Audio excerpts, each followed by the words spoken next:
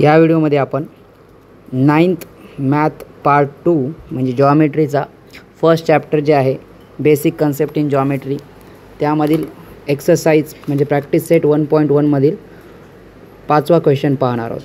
तर बघा क्वेश्चन इथे लिहिलेला आहे, points X Y and Z are collinear. तर हे सगळे पॉईंट कोलिनियर आहे म्हणते। कोलिनियरचा अर्थ आहे एक रेषीय, म्हणजे तिन्ही पॉईंट एका सरळ रेषेमध्ये आहेत। सच दॅट की असे एका रेषेमध्ये आहेत की जे डिस्टन्स एक्स आणि वाय बिंदूमधलं जे अंतर आहे ते किती आहे 17 आणि डिस्टन्स वाय झेड ते किती आहे 8। तर वाय आणि झेड बिंदूमधलं जे अंतर आहे ते किती आहे 8 आहे।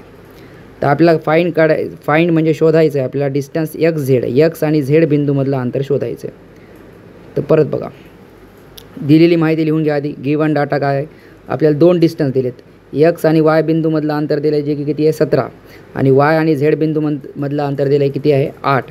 ते दोन्ही तुम्ही गिवन डाटा आधी लिहून घ्या आणि तुम्हाला कोणतं अंतर काढायचं ते पण लिहून घ्या। फाइंड एक्स आणि झेड मधलं तुम्हाला अंतर शोधायचं आहे। त्याच्यामध्ये बघा तशा तर 3 केस असू शकतात, 3 बिंदू आहेत ना। तर पहिल्यांदा तर तुम्ही बघू शकता की एक्स वाय आणि झेड अशा प्रकारे ते तिघंजण एका लाईनमध्ये असू शकतात आणि मध्यभागी कोण असू शकते वाय, किंवा मग कोण मध्यभागी एकदा वाय असू शकते किंवा एकदा मध्यभागी कोण असू शकते एक्स आणि या काट्याला वाय आणि या काट्याला कोण असू शकते झेड। तर असंही असू शकते किंवा मग असंही असू शकते की मध्यभागी कोण आहे बाबा झेड। आपल्याला सांगितलं नाही की मध्ये कोणता बिंदू आहे आणि दोन काठांना कोणते बिंदू आहेत। तर एकदा झेड मध्ये असू शकते, वाय एक्स मध्ये असू शकते किंवा वाय मध्ये असू शकते। तर तिन्ही पॉसिबिलिटी आपण घेऊन पाहायच्यात। त्याच्यापैकी 2 पॉसिबिलिटी तर असू शकतात आणि एक पॉसिबिलिटी शक्य होत नाही, ते कारण ते अंतरच असे असतात की एक पॉसिबिलिटी शक्य होत नाही। तर ते बघूत आपण, त्यामुळे त्याच्यात 2 केस पडतात। तर केस 1 बघा, केस 1 मध्ये आपण काय मांडलेलं आहे की वाय कुठं आहे आपला, वाय मध्यभागी आहे। बघा हे वाय मध्यभागी आहे, तर वाय मध्यभागी मांडला आणि एका साईडला एक्स आणि एका साईडला झेड मांडला। तर आपल्याला एक्स वाय अंतर दिलेलं आहे, एक्स वाय अंतर 17 आहे म्हणून आपण हे एक्स वाय अंतर 17 लिहिलं, एक्स बिंदूपासूनचं वाय बिंदूपर्यंतचं अंतर। आणि आपल्याला काय दिलेलं आहे वाय झेड अंतर दिलेलं आहे जे की 8 आहे।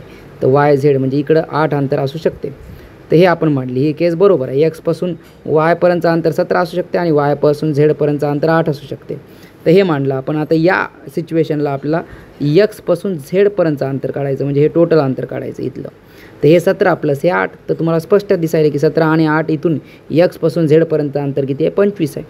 तर बघा एक्स आणि झेड जे सगळ्यात लांबचं अंतर असणार आहे म्हणून त्याला एका साईडला घेतलं तुम्ही एक्स आणि झेडला, आणि बाकीचे उरलेले 2 अंतरांची तुम्ही काय करणार आहे बेरीज, कोणते 17 आणि 8ची।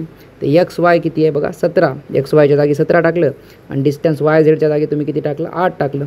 तर 17 आणि 8 किती झालं 25 आलं। तर या एक्सपासून झेडपर्यंतचं अंतर 25 असू शकते का, कारण आपल्याला पक्क माहीत नाही आहे की वाय मध्यभागी आहे म्हणून। मग आपण दुसरी केस काय म्हणायलो की आता आपण काय म्हणालो एक्स मध्यभागी म्हणायलो। एक्स मध्यभागी जर मांडलं तर एका साईडला वाय आणि एका साईडला झेड मानावं लागते। एका साईडला वाय आणि एका साईडला जर झेड मांडलं तुम्ही तर तुम्हाला वाय आणि एक्स वाय अंतर दिलं आहे 17, तर हे अंतर 17 असू शकते।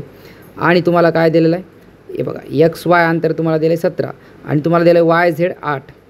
तर जर हे अंतर 17 असेल एक्स वाय 17, तर वाय झेड 8 असू शकते का, तर वाय झेड 8 असूच शकत नाही, कारण इथून इतकंच 17 अंतर आहे, हे तर त्याच्यापेक्षा लांब अंतर आहे। तर हे टोटल इथून इथपर्यंतचं 8 अंतर असू शकते का, तर नाही असू शकत। म्हणून धिस इज नॉट पॉसिबल लिहिलं आपण। केस 2 पॉसिबल नाही आहे। केस 2 कोणती आहे की ज्याच्यामध्ये कोण मध्यभागी आहे, ज्याच्यामध्ये एक्स मध्यभागी आहे, ते पॉसिबल नाही आहे, कारण एक्सपासून वायपर्यंतचं अंतर 17 आहे आणि वायपासून झेड, मग झेड तर पलीकडे आहे, तर ते तर अंतर जास्त असणार आहे 17पेक्षा। तर पण त्यानं आपल्याला दिलेलं आहे की वाय झेड अंतर किती आहे 8 आणि त्यांनी कमी दिलेलं असल्यामुळे हे एक्स मध्यभागी असणं शक्य नाही आहे। तिसरी केस बघा, तिसऱ्या केसमध्ये आता पहिल्या केसमध्ये आपण कोणाला मध्यभागी मांडलं वायला, दुसऱ्या केसमध्ये आपण मिडलला कोणाला मांडलं एक्सला। आता आपल्याला कोणाला मिडलला मांडायचं आहे झेडला। तर झेडला जर मिडलला मांडलं तर आपल्याला माहीत आहे एक्स वाय अंतर दिलेलं आपल्याला 17, तर ते 17 घेऊत आपण। आणि झेड वाय किंवा वाय झेड अंतर किती दिलं आहे 8। तर बघा हे इथून इतकं टोटल अंतर 17 आहे आणि हे इथून इतकं 8 आहे। तर हे 17 टोटलमधून हे इथले 8 काढले तर आपल्याला हे भेटते अंतर।